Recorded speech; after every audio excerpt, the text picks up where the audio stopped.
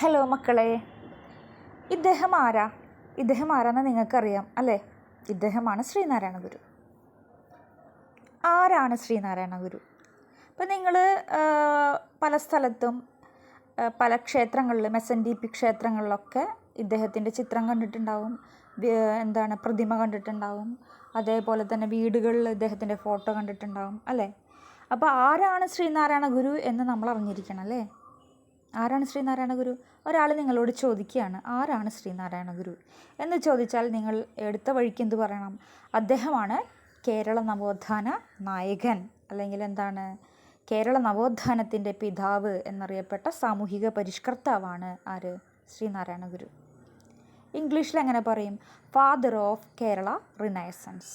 അതായത് കേരളം എന്ന് പറയുന്ന നമ്മൾ ജീവിക്കുന്ന ഈ ചെറിയ സംസ്ഥാനം, അതിൻ്റെ പണ്ടത്തെ ചരിത്രം എന്ന് പറഞ്ഞാൽ വളരെയധികം മോശമായിരുന്നു എന്ന് ടീച്ചർ പറഞ്ഞിട്ടുണ്ട്.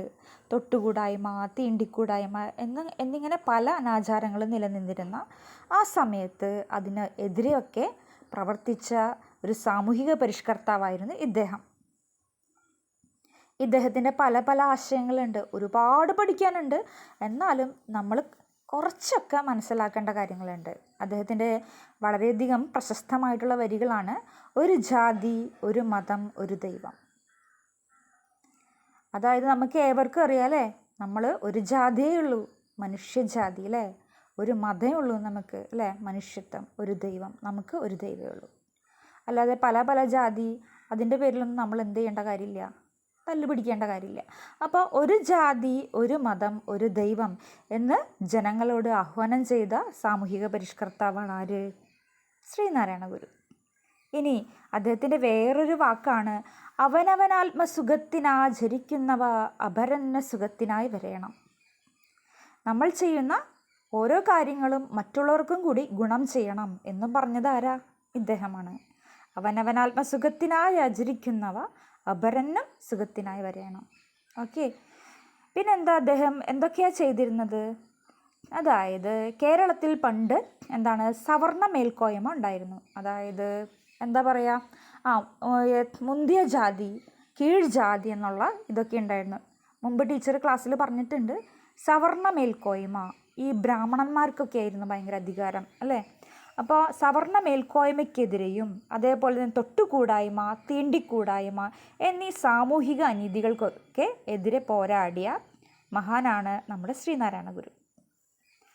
ജാതി വ്യവസ്ഥയെ ചോദ്യം ചെയ്ത ഒരു സാമൂഹിക പരിഷ്കർത്താവാണ് അദ്ദേഹം. കാസ്റ്റ് സിസ്റ്റം, കാസ്റ്റ് ഡിസ്ക്രിമിനേഷൻ ഇതിനൊക്കെ എതിരെ ചോദ്യം ചെയ്ത ഒരാളാണ് ആര്? ശ്രീനാരായണ ഗുരു. ഇദ്ദേഹം എന്താ പറഞ്ഞത്? മതമേതായാലും മനുഷ്യൻ നന്നായാൽ മതി എന്ന ആപ്തവാക്യം അദ്ദേഹം പറഞ്ഞതാണ്. എന്താ പറഞ്ഞത്? മതമേതായാലും മനുഷ്യൻ നന്നായാൽ മതി. നമ്മൾ ഏത് മതത്തിൽ വിശ്വസിക്കുന്നവരായിക്കോട്ടെ, എല്ലാ മതത്തിലും നമ്മൾ ഓരോ മതത്തിലും വിശ്വസിച്ചു, ഓരോ മതത്തിൽ പെടുന്ന വിശ്വാസങ്ങളിൽ ദൈവത്തെയൊക്കെ ആരാധിച്ചു. എന്നാൽ നമ്മുടെ മനസ്സ് ശരിയല്ലെങ്കിലോ വല്ല കാര്യമുണ്ടോ? ഇല്ല. അപ്പം മതമേതായാലും മനുഷ്യൻ നന്നായാൽ മതി എന്ന ആപ്തവാക്യം ആരുടേതാണ്? ശ്രീനാരായണ ഗുരുവിൻ്റെയാണ്. ഇനി അദ്ദേഹത്തിൻ്റെ ഈ കുറേ ആശയങ്ങൾ, നല്ല നല്ല സാമൂഹികമായിട്ടുള്ള പരിഷ്കരണ പരമായിട്ടുള്ള ആശയങ്ങൾ നടപ്പിലാക്കാൻ അദ്ദേഹം ഡോക്ടർ പൽപ്പു എന്ന് പറയുന്ന ശിഷ്യൻ്റെ പ്രേരണയാൽ അദ്ദേഹം SNDP കേട്ടിട്ടുണ്ടാവും നിങ്ങളല്ലേ? ശ്രീനാരായണ ധർമ്മ പരിപാലന യോഗം എന്ന് പറയുന്നൊരു സംഘടന സ്ഥാപിച്ചു. ഓക്കെ, അദ്ദേഹം ജനിച്ചത് എവിടെയാണെന്ന് ഞാൻ പറഞ്ഞില്ലല്ലോ. അദ്ദേഹം തിരുവനന്തപുരം ജില്ലയിൽ ഒരു ഗ്രാമപ്രദേശമായ ചെമ്പഴന്തിയിൽ ആണ് ജനിച്ചത്. അദ്ദേഹത്തിൻ്റെ വീട്ടുപേര് വയൽവാരം എന്നായിരുന്നു. അദ്ദേഹം മരിച്ചത് 1856 ഓഗസ്റ്റ് 20 ശിവഗിരിയിൽ വെച്ച്. അപ്പോൾ നിങ്ങൾ കേട്ടിട്ടുണ്ടാവും, ശിവഗിരി തീർത്ഥാടനത്തിന് കുറേ ആളുകൾ പോകുന്നു അല്ലേ? അപ്പോൾ ശിവഗിരിയിലാണ് നമ്മുടെ ശ്രീനാരായണ ഗുരു 1928 സെപ്റ്റംബർ 20 മരിച്ചത്. അപ്പോൾ ആരാണ് ശ്രീനാരായണ ഗുരു? നമ്മുടെ കേരള നവോത്ഥാനത്തിൻ്റെ പിതാവാണ്, ഫാദർ ഓഫ് കേരള റിനൈസൻസ്. ഇനിയും ഒരുപാട് പഠിക്കാനുണ്ട്.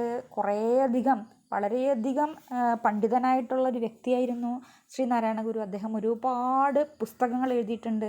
ഗജേന്ദ്രമോക്ഷം, വഞ്ചിപ്പാട്ട്, ആത്മോപദേശ ശതകം, അങ്ങനെ കുറേ പുസ്തകങ്ങൾ എഴുതിയിട്ടുണ്ട്. അതൊക്കെ നിങ്ങൾ വലിയ വലിയ ക്ലാസ്സുകളിൽ പഠിക്കും കേട്ടോ. അപ്പോൾ അത്യാവശ്യമായിട്ടുള്ള കാര്യങ്ങൾ നമ്മൾ അറിഞ്ഞിരിക്കേണ്ടത് എന്താണ്? ഇദ്ദേഹമാണ് കേരള നവോത്ഥാന നായകൻ. ഒരു ജാതി, ഒരു മതം, ഒരു ദൈവം എന്ന ജനങ്ങളോട് ആഹ്വാനം ചെയ്ത സാമൂഹിക പരിഷ്കർത്താവാണ്. പിന്നെ അദ്ദേഹം എന്തിനെതിരൊക്കെയാണ് പ്രവർത്തിച്ചത്?